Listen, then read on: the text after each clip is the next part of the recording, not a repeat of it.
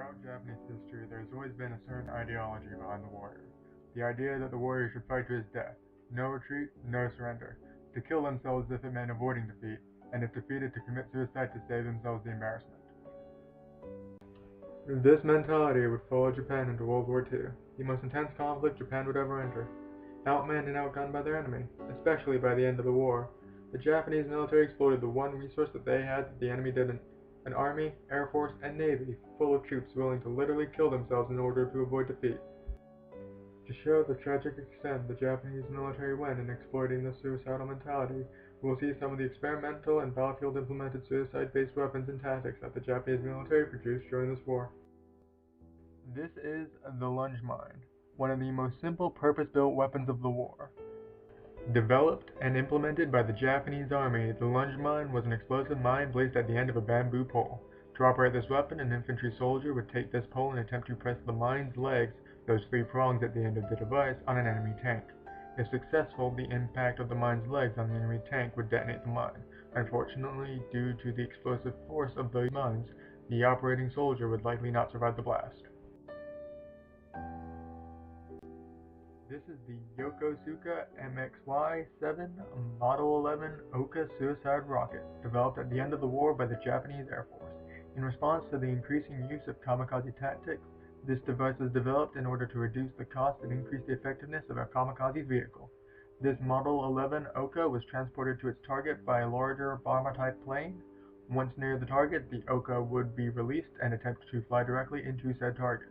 The Oka would be loaded with an explosive warhead and 3 rocket engines. The rocket element was added in order to increase its speed on approach towards its target, making it harder to destroy in flight. As such, the rocket would only be activated by a pilot as it drew close to its target. Upon impact, it would explode, killing the pilot. Due to the one-use nature of the device, they would not be piloted by experienced pilots. Instead, they'd be manned by more unskilled pilots. This device was used in combat with somewhat effectiveness, eventually sinking a U.S. ship and critically damaging 2 others. Though even with these destroyed targets, the Oka was still deemed a failure compared to its projected effectiveness. While the Air Force had the Oka, the Navy developed the Kaiten torpedo.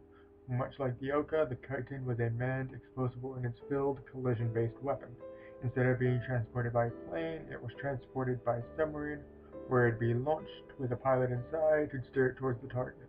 Like the Oka, the Kaiten did manage to sink an enemy vessel, but its overall performance was lackluster in the eyes of Japanese military officials and deemed a failure.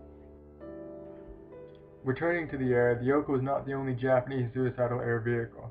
The Japanese Air Force also developed the Mizuno Shinryu. In almost all respects, it was to operate in the same manner as the Oka. It'd be a manned air vehicle loaded with explosive ordnance and given rocket engines to increase its speed on approach. Its operator would pilot it towards the target, dying in the ensuing explosion. The main difference was its smaller design, which would allow it to effectively target smaller enemy vehicles like tanks and planes. Fortunately, the war ended before development finished, and the Shinryu never saw combat. Returning to the sea, we have the Kairyu-class submarine. Developed by the Japanese Navy, this vehicle was built like the Kaiten as a manned, explosive-filled, collision-based underwater vehicle. The major difference is this submarine would be manned by 2 and was loaded with 2 torpedoes, which it would fire before making a suicidal collision course.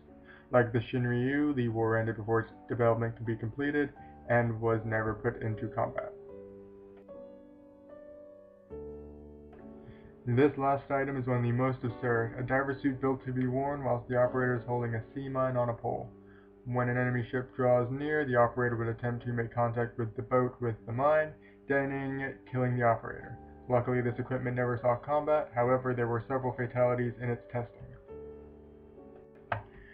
To end this, I'd just like to ask the viewer to contemplate the situation that calls for such deep development in technology intended to kill its operator.